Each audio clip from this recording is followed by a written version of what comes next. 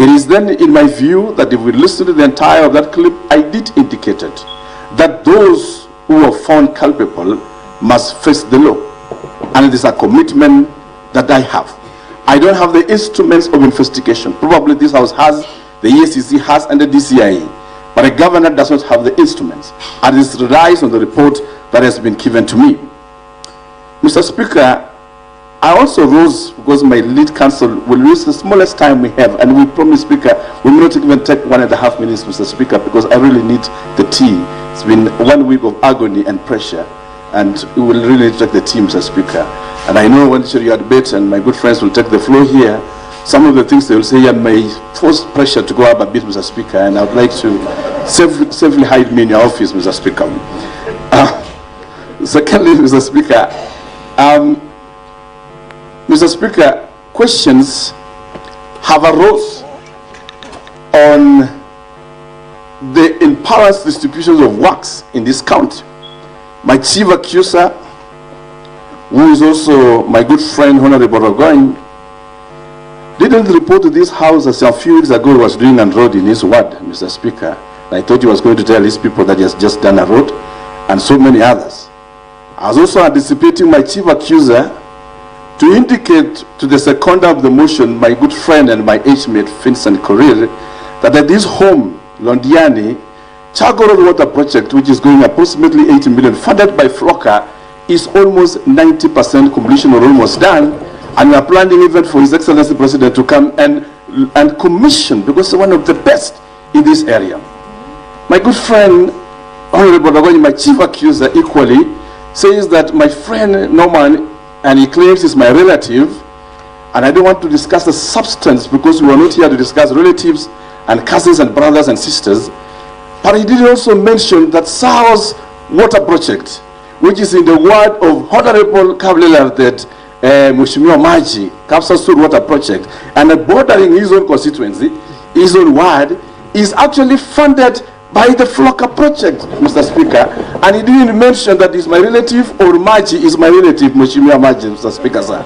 But he was very quick to say that Norman is my relative and therefore water project is being done in his ward. But the same Kapsasur water project which is being done in his own ward, was not very kind enough to say that this water project is going to share, is done. Those are the few things I need to raise. Mr. Speaker, the honorable member, and they say that Mheshimiwa Dominic of Kabianga is my friend. Mr. Speaker, my chief accuser, in the same breath, didn't realize that at a place called Kibrenkwe, somewhere in Kedawa, Kimogul, Mr. Speaker, a key Flocker water project is being done in that area at a cost of 17 million, and it is in the word of my good friend, which we just inspected the project today, Mheshimiwa Sigilai, Honorable Speaker. That is not your most word. And I'm happy that the chief accuser didn't say that the member is my friend. So because he's my enemy, if you're using his own terms, it means that the project is again being done in his word, and it's a very good thing, Mheshimiwa Speaker Sam. Mr. Speaker, the question that the governor is unbalanced in distribution of work is far-fetched. Today, we are building a facility at Soshat, upgrading Soshat Hospital to be level 4 hospital. And we are doing a project worth 158 million. I'm very happy again that my chief accuser didn't mention, Mr. Speaker, order. I will, because of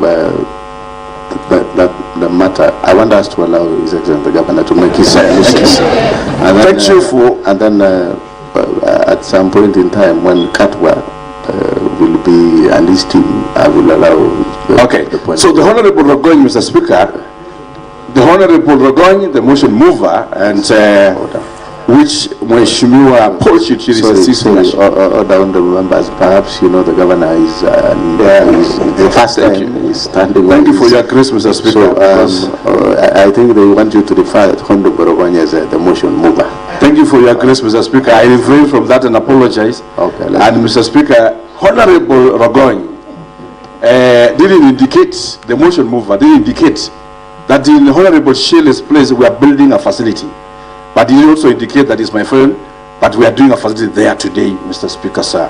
What I'm trying to build on, in fact, the Mheshimiwa Honorable to your death of Ainamoi, the other day, the roof flogger project, we were giving out daily calls with him. And Ainamoi is not your Masad word. And the motion mover correctly did indicate that we are doing something. So the accusation of the governor that he has not balanced the word, I want to believe in the history of devolution, this is the time that we are speaking live to many of the wards across this county.